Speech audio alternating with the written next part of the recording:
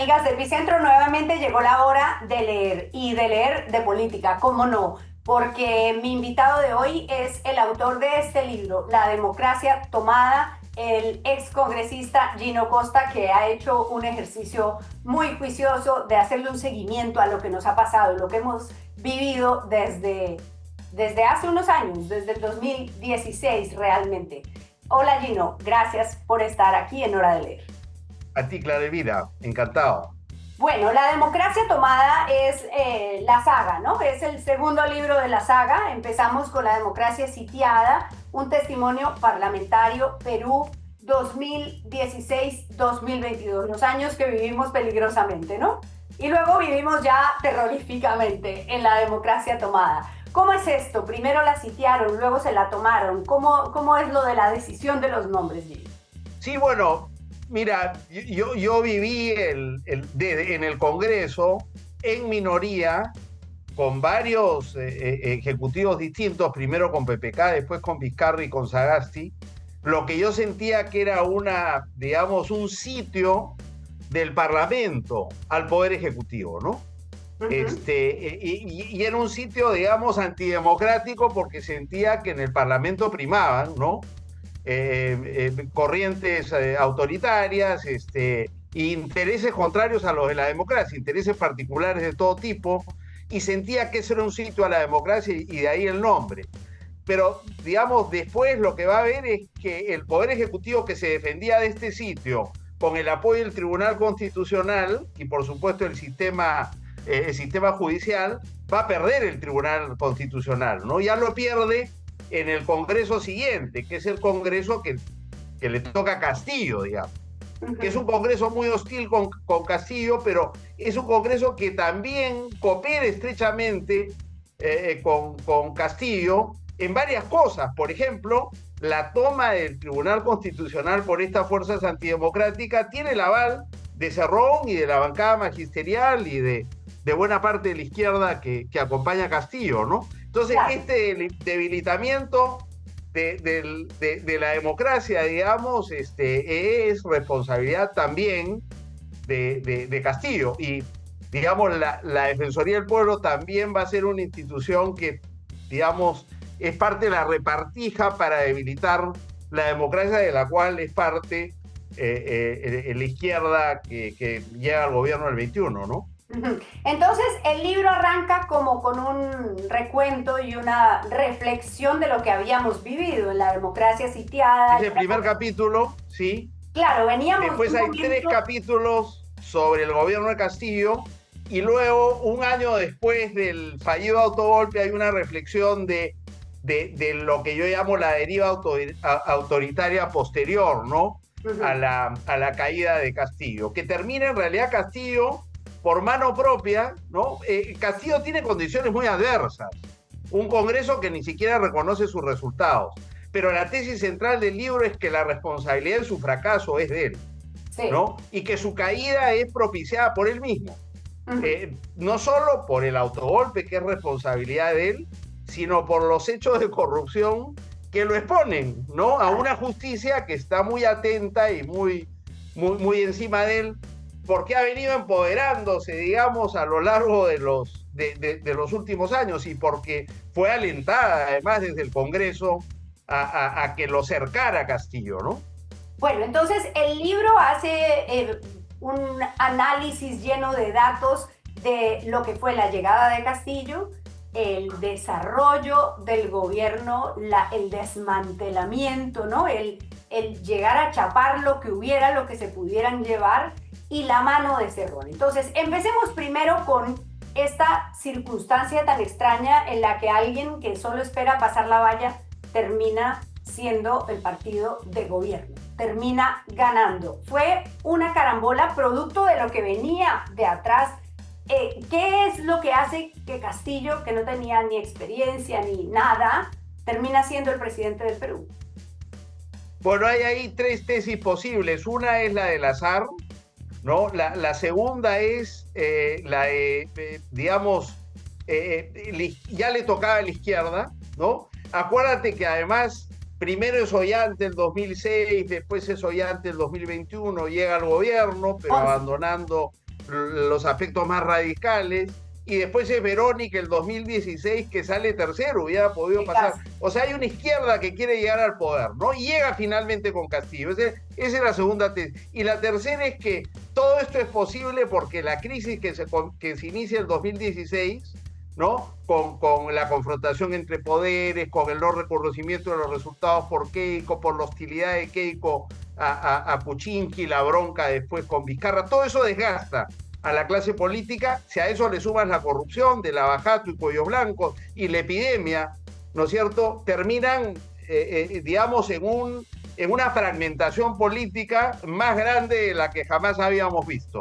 con candidatos que pasan a segunda vuelta con muy baja votación. Y eso permite que alguien como Castillo, que no estaba preparado, que no tenía experiencia, termine pasando a la segunda vuelta. Entonces, la tesis del libro es que este contexto marca mucho la posibilidad de Castillo, pero hay también una dosis de los otros elementos, ¿no? Había un voto de izquierda ahí sostenido a lo largo del tiempo y le toca en esta oportunidad a Castillo encarnar, ¿no?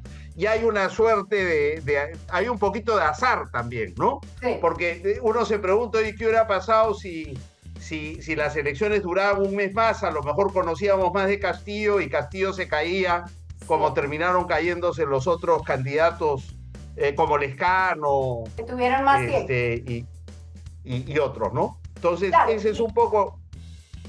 El libro plantea, ¿no?, las elecciones del desencanto. O sea, en esa circunstancia la gente ya venía desesperada y cualquier cosa era mejor que lo que teníamos. Es eso, más o menos. Exactamente. Entonces, Y esa... Además, acuérdate, él gana con lo que suman los votos de Pedro Castillo y de Keiko, no llegan ni al 30% de los votos emitidos, ¿no? Es una cifra bajísima si se compara con lo que era el promedio de los dos candidatos que pasaban a segunda vuelta en circunstancias normales, que estaba arriba de 50, ¿no? Claro. Entonces son circunstancias especialísimas que le permiten llegar a un candidato sin experiencia, sin partido propio, sin equipo y sin plan, a la presidencia de la República. Y entonces el libro lo que plantea es, bueno... Y en un escenario súper hostil, además, ¿no? Con un Congreso que no le conoce los resultados, donde no tiene mayoría y que se lo quiere tirar abajo a la primera.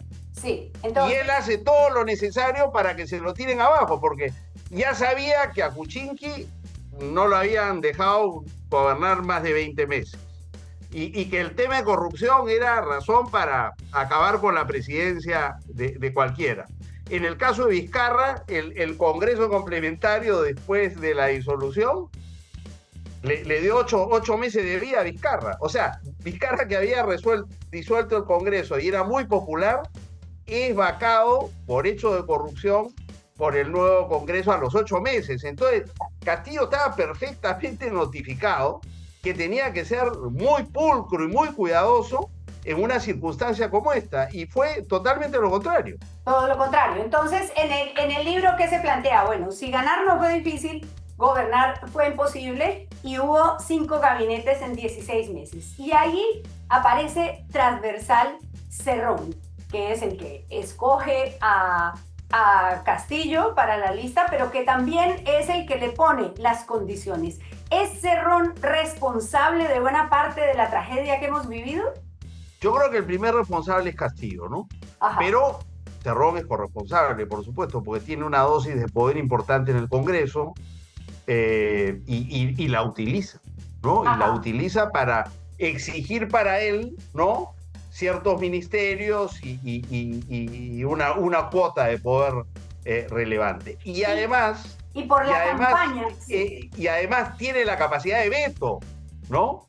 De veto de ciertos ministros, a quienes quiere fuera del gabinete porque los considera enemigos, ¿no? Que son los llamados caviares, que resultan siendo más peligrosos que sus actuales aliados en la mesa directiva del Congreso, precisamente sus opositores en las elecciones del 2021, los fujimoristas y sus aliados de derecha, ¿no?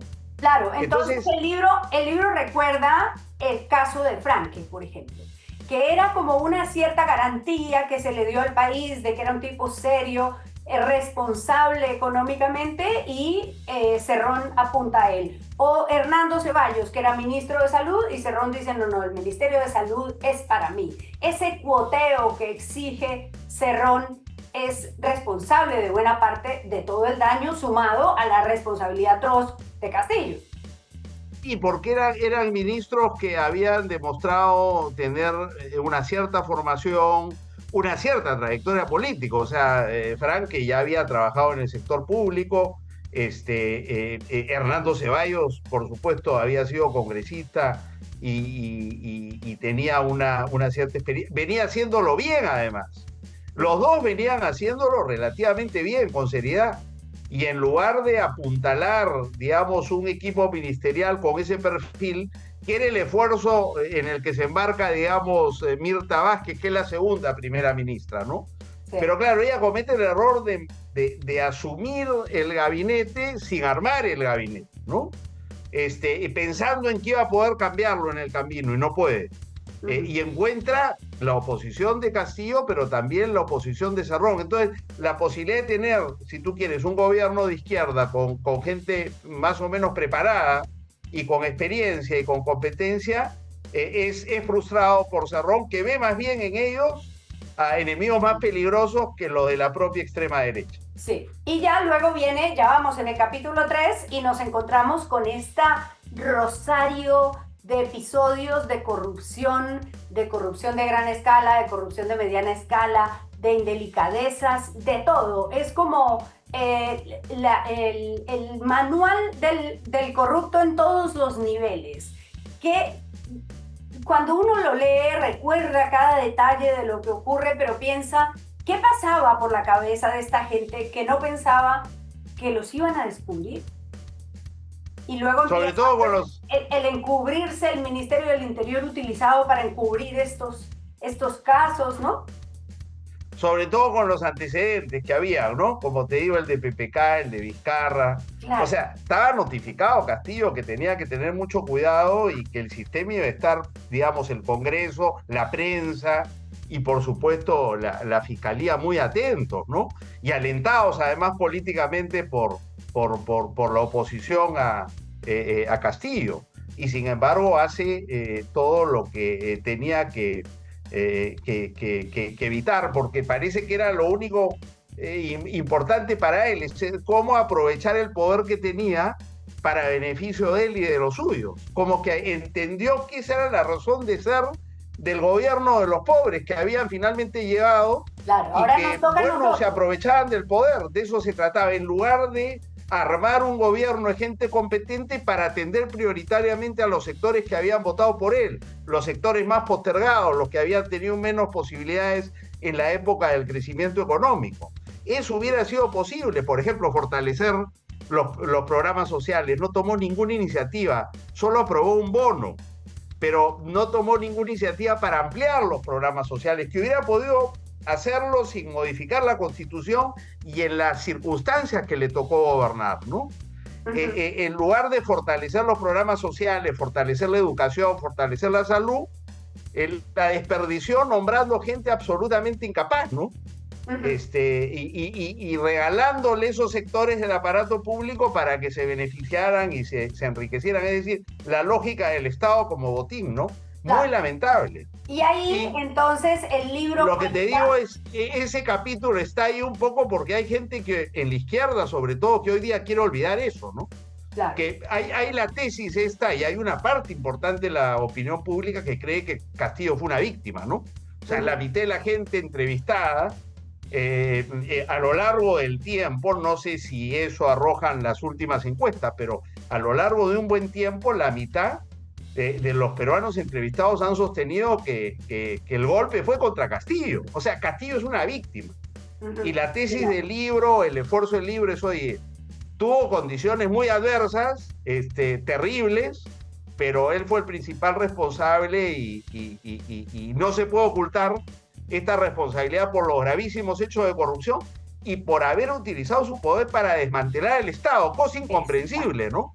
Porque tú dices, soy un tipo viniendo de la izquierda, lo que quiere es una buena educación, una buena salud, mejores carreteras, Pero eso requería una lógica distinta, gente competente en el aparato público en lugar de los amigos a quienes le debes un favor y le regalas una parte del poder para que medre de él, ¿no? Claro, y cuando Castillo, ya acosado, porque empiezan a salir todos estos casos de corrupción, salen con una prensa que lo está acosando permanentemente, descubriéndole todas sus trafas, entonces empieza a obstruir la justicia. Y se ve ahora él sitiado. Y ahí llegamos al capítulo 4 del fallido autogolpe a la deriva autoritaria. ¿Qué lleva a Castillo a dar ese estúpido golpe de Estado que dio? Mira, a mí me da la impresión, la interpretación que yo tengo es que, digamos, cercado por la justicia y con la posibilidad de que después de la declaración de Salatiel Marrufo en el Congreso en la mañana del 7, pierda los votos que él tenía seguridad de contar, de tener de respaldo, el temor ante esa posibilidad lo lleva a anunciar un autogolpe y el cierre del Congreso, que era una medida concordante con su oferta de campaña, ¿no? Que iba a agradar a sus bases y que aunque no tuviera posibilidad de éxito, le permitía adelantar el fin de su gobierno siendo consecuente con lo que lo llevó al poder, sí. ¿no? Ahora, en lugar de ser vacado, ¿no? Sí. Por corrupto. Yo creo que de alguna manera le funcionó. ¿Ah? Claro, a mí me llama la atención que tú planteas más o menos que el golpe se pudo haber tomado esa misma mañana, la decisión. Mira, si lees bien, la decisión se toma la noche anterior.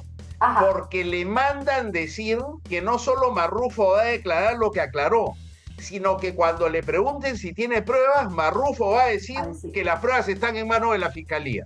Claro. Entonces eso lo lleva a Castillo a decir, bueno, me filmaron. Porque acuérdate que Marrufo dice, yo le di plata en sus manos a Castillo, 100.000 soles, que había un acuerdo entre él y Heiner Alvarado y el presidente Castillo de que le dan 50.000 soles mensuales. Claro, y se lo dieron a lo largo de 8 meses. Y en una oportunidad él va al ministerio a cobrarle a Castillo 2 mensualidades que no le habían pagado. Y entonces lo que le dicen a Castillo es, oye, esa vez que tú le diste los 100.000 soles, que Marrufo te dio los 100.000, eso está grabado. Eso está grabado. Entonces, ante la posibilidad de que él fuera al Congreso o sus abogados fueran y pasaran ese video, claro, si eso no había ocurrido, él no tenía por qué haberse dado por aludido, pero claro, se dio por aludido y dijo, oye, entonces mejor, en lugar de pasar a la historia como un corrupto, ¿no? Traidor y corrupto de mi causa, mejor me voy cerrando el Congreso y anunciando una constituyente que me fue adversa porque no tenía mayoría en el Congreso. Claro. Cuando haces el recuento, hacen también, tengo que decir que el libro es Gino Costa y Carlos Romero, ¿no? Coautor Carlos Romero, viejo colega y amigo, y está publicado por el Instituto de Estudios Peruanos, sí. Muy bien, entonces cuando hacen el recuento de lo que pasó, está esa entrevista que le da Sada Goray a Epicentro la noche del sábado, y cómo empiezan esas horas a ser definitivas, recuentas cómo ocurrió el golpe, pero sigues planteando que todavía no está claro Betsy, Chávez, el ex primer ministro, el ex ministro de Justicia y ex primer ministro, que están investigados, pero Aníbal Torres, pero que tampoco está claro quién fue, pero sí dices, la noche anterior se tuvo que haber escrito porque no hay manera de que se leyera ese discurso, se escribiera mientras hablaba Marrufo. Entonces, ¿tú crees que hubo una conspiración para el golpe, una conspiración grande, o que él se mandó solo, digamos, casi solo? Mira, mi tesis es de que él tiene dos estrategias. Cuando se siente acorralado, que es relativamente temprano, desarrolla dos estrategias. Una, obstrucción de la justicia, la ha mencionado, trata de deshacerse de Colchado, de debilitar la policía, le mete la mano a la policía, cambia, ¿no? Hay 12, en 16 meses hay 12 directores generales de inteligencia. todo el esfuerzo era tener gente que sometiera a la policía para que no lo puedan investigar y favorecer, por supuesto, a todos los corruptos y a todo el crimen organizado, que es lo que está ocurriendo hoy día con la presidenta Boluarte. La misma lógica. Para defenderme, desarmo a la policía y al desarmarla, perjudico a todo el país. Entonces, pero ¿cuál era el punto, perdón? No, fue una entonces una estrategia de obstrucción de la justicia y la otra es, oye, levantar las bases, ¿no? Y prepararlas para un enfrentamiento, ¿no? Que podía eventualmente terminar en un autogolpe como el que... Pero diera la impresión de que estando las bases movilizadas, que finalmente se movilizan, ¿no es cierto?, después del autogolpe, o sea, él no las puede... Porque todo es tan rápido que su gente no puede salir a la calle el mismo 7. Pero él estaba trabajando para contar con esa base y esa base le responde. Lo que parece que no tenía listo era el apoyo de las Fuerzas Armadas, sobre todo porque con la policía había avanzado bastante, pero parece que el apoyo de las Fuerzas Armadas no estaba listo. Claro. Ocurren ahí, yo lo comento, ocurren esos días, y te he consultado además para escribir esto, a ti y a otras personas, sobre qué ocurre esos días en el sector defensa, porque acuérdate que las declaraciones ahora que tú mencionas el sábado coinciden con la renuncia del ministro Daniel Barragán a defensa. Por razones personales. Sí, y después renuncia el comandante general del ejército. ¿No es cierto? Esos días. Entonces, ahí no se sabe exactamente qué cosa es lo que ha pasado y qué hubiera podido pasar. Uh-huh. Pero que eso ha tenido que ver con esto, sin ninguna duda. No conocemos todavía la historia. Esta es, digamos, una historia muy reciente, ¿no? Escrita al calor de los hechos. Entonces, los historiadores tendrán ahora que venir a contarla ya con más detenimiento y reconstruir lo ocurrido, ¿no? Esa es una de las cosas que no hemos podido todavía determinar, pero no estaba listo. Está claro que no estaba listo el Ese último capítulo tiene dos partes, del autogolpe a la deriva autoritaria. Y entonces hay un subtítulo que es tremendo, que es como métanles bala. Y es lo que pasó con Dina Boluarte. ¿Cómo se puede entender? Y lo pregunto porque lo leí, que alguien que hizo parte del gobierno de Castillo, que llegó en la plancha de Castillo, reivindicando una constituyente, reivindicando al pueblo, termine metiéndole bala al pueblo. No hay detalles tampoco, conocemos los detalles de la negociación, ¿no? Pero claramente hay una negociación. Acuérdate que ella tenía una digamos, amenaza de inhabilitación. Sí. Y la inhabilitación se la levantan 2 días antes del golpe. Y se la levantan, digamos, después de haber conversado con ella sobre qué significaba, qué hubiera pasado si asumía la presidencia. Si no, no se la levantaba. Claro. ¿No? Y ese juramento hasta el 2026. Es verdad, claro, es verdad que no tenían otra opción que Dina, ¿no? Porque la opción de digamos, de acusarlo constitucionalmente a Castillo colisionada con la Constitución, porque hubiera sido esa la salida, digamos, mejor, ¿no? Lo acusaban, lo sacaban de la presidencia y lo suspendían mientras se le juzgaba ante la Corte Suprema. Y ahí no hubieran tenido que convocar elecciones. Pero eso colisionaba con el artículo de la Constitución respectivo. Entonces tuvieron que pactar con ella, pero han negociado. Y entonces, al levantarle esa inhabilitación y al ella asumir la presidencia, sabía que asumía la presidencia hasta el 2026 y que lo hacía para gobernar con ellos. Y que iba a ser una presidenta sometida a ese Congreso, que era, digamos, la ambición de Keiko desde el 2016, finalmente cuaja. Intentan hacerlo con Merino, pero Merino no dura.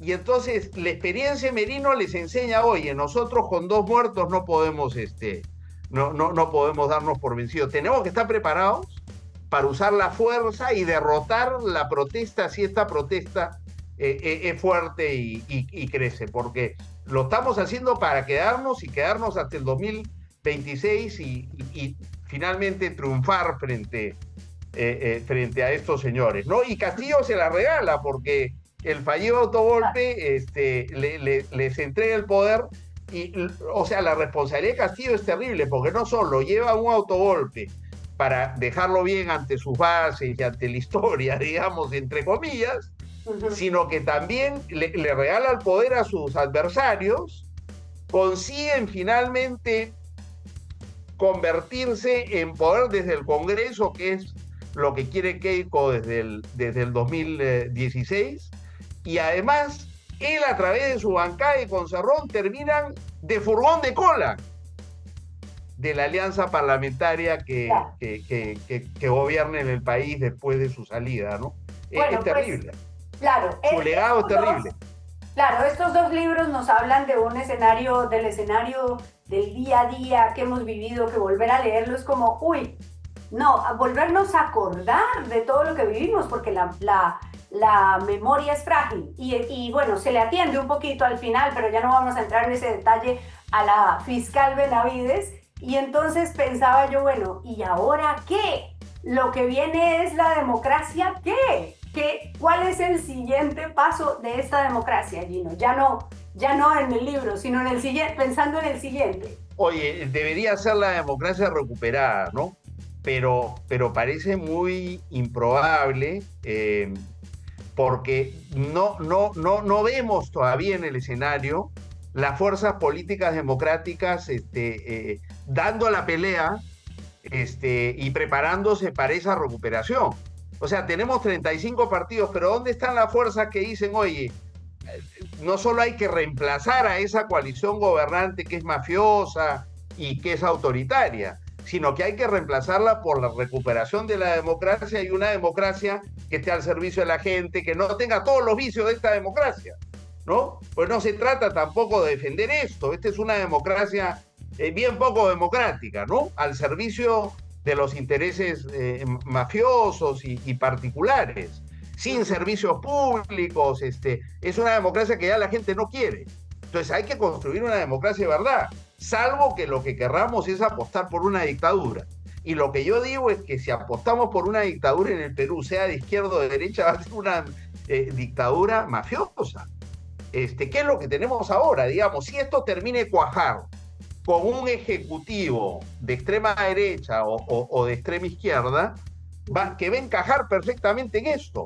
Va a ser una dictadura que no va a traer seguridad, va a ser una dictadura que no va a traer mejores servicios públicos ni bienestar a la gente, ¿no? Entonces, la única forma de pensar en el país con un horizonte, ¿no?, de progreso y de prosperidad para su gente es recuperar la democracia en serio, ¿no? Sí. Y hacer el esfuerzo por reconstruirla, ¿no? Reconstruirla a partir de los escombros, que es una frase, una palabra que está en la última línea del libro y que es como dolorosa, pero es verdad. Sí, pero no es menor, digamos, la fortaleza que ha demostrado el Poder Judicial, por ejemplo, para frenar, ¿no?, la ofensiva para acabar con la Junta. No pudieron acabar con la Junta. No han podido tomar los organismos electorales.